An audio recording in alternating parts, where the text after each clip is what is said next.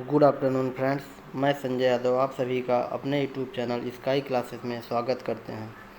आइए आज हम लोग पढ़ेंगे कुछ महत्वपूर्ण प्रतियोगी परीक्षाओं में जो अक्सर हर एक एग्ज़ाम में प्रश्न पूछे जाते हैं, उनको हम देखते हैं। जजिया कर पहली बार कौन लगाया था? जजिया कर एक प्रकार का टैक्स था, वो पहली बार किस शासक ने लगाया था, ये पूछ रहा है क्वेश्चन। तो जजिया कर पहली बार मोहम्मद बिन कासिम द्वारा 712 ईस्वी में लगाया गया था। कब लगाया गया था? जजिया कर पहली बार मोहम्मद बिन कासिम द्वारा 712 ईस्वी में लगाया गया था। जजिया कर को दिल्ली सल्तनत का कौन सा शासक पहली बार ब्राह्मण पर लगाया था? मतलब जजिया कर जो है दिल्ली सल्तनत का कौन सा ऐसा शासक था जिसने पहली बार ब्राह्मणों पर लगाया था? तो वो शासक था फिरोज शाह तुगलक।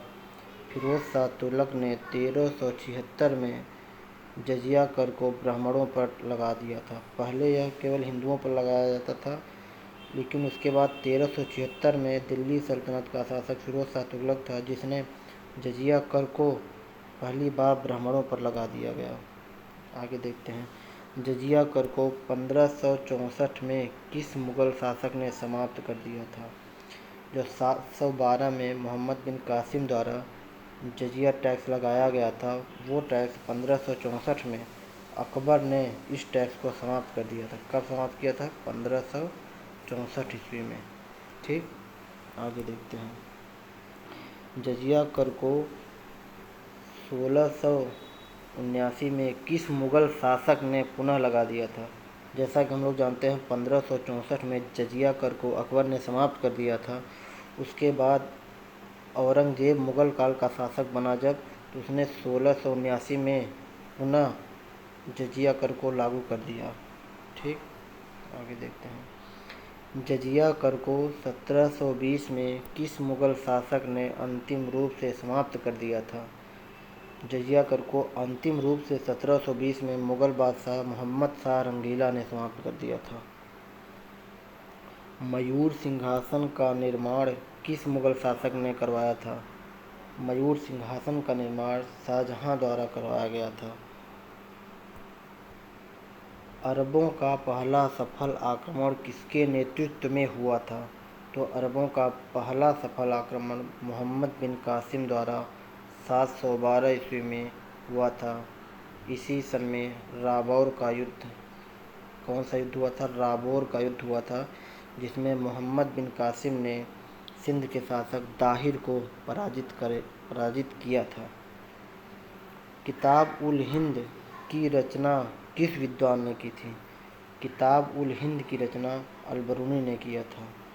ठीक, आगे देखते हैं। शाहनामा की रचना किस विद्वान ने किया था? तो शाहनामा की रचना फिरदौसी ने किया था। और इस शाहनामा को अफ़गानिस्तान का महाभारत कहा जाता है। किसका? अफ़गानिस्तान का महाभारत कहा जाता है। किसको?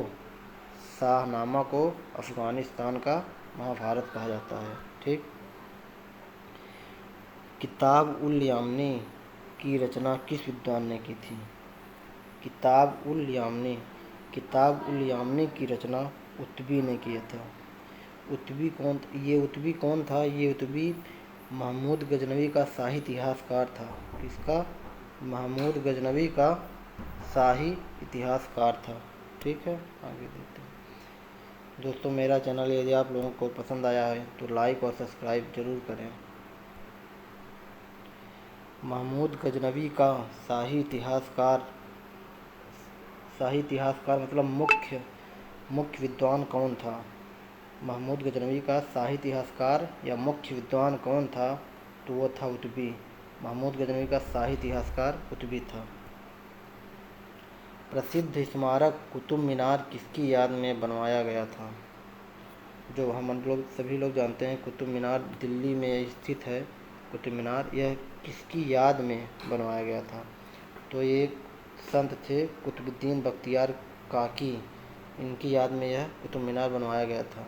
वर्तमान में आज कुतुब मीनार 5 मंजिला उपस्थित है। कितनी मंजिल है कुतुब मीनार? 5 मंजिल उपस्थित है। ठीक, प्रसिद्ध स्मारक कुतुब मीनार के निर्माण में किस किस शासक का योगदान था?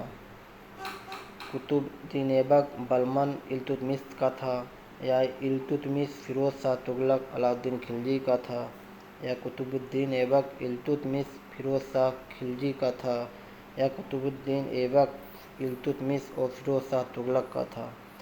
तो प्रसिद्ध स्मारक कुतुब मीनार के निर्माण में किस किस शासक का योगदान था? तो इसमें योगदान था कुतुबुद्दीन ऐबक, इल्तुतमिश और फिरोज शाह तुगलक। इन तीनों का योगदान कुतुब मीनार के निर्माण में था। दिल्ली सल्तनत का संस्थापक कौन था? तो दिल्ली सल्तनत का संस्थापक कुतुबुद्दीन ऐबक था। ठीक, अब यहीं यदि हमारा क्वेश्चन यह आ जाता है, दिल्ली सल्तनत का वास्तविक संस्थापक कौन था? तो दिल्ली सल्तनत का संस्थापक तो कुतुबुद्दीन ऐबक था, लेकिन जब आ जाता है क्वेश्चन दिल्ली सल्तनत का वास्तविक संस्थापक कौन था, तो इसका उत्तर हमारा इल्तुतमिश होगा।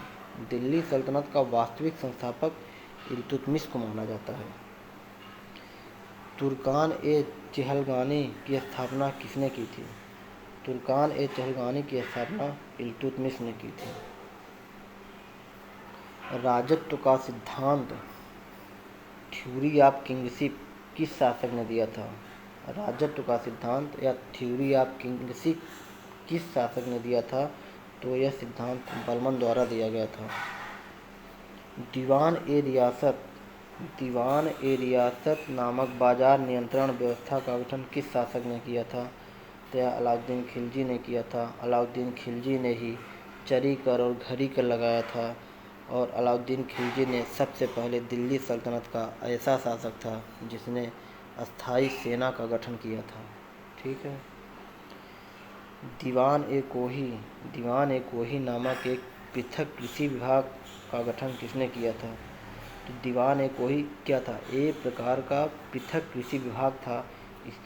इसकी स्थापना मोहम्मद बिन तुगलक ने किया था।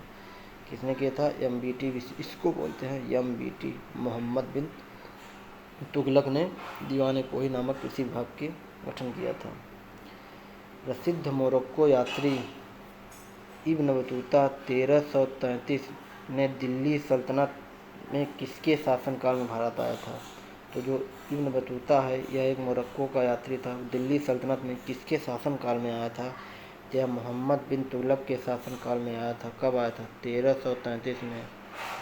और इसको जब यह दिल्ली सल्तनत के शासनकाल में आया तो इसे दिल्ली का काजी बना दिया गया था, अर्थात न्याय का मंत्री। ठीक, आगे देखते हैं। दोस्तों, यदि मेरा चैनल आप लोगों को पसंद आया तो लाइक और सब्सक्राइब ज़रूर करें। ठीक है दोस्तों, thank you for my watching video. धन्यवाद।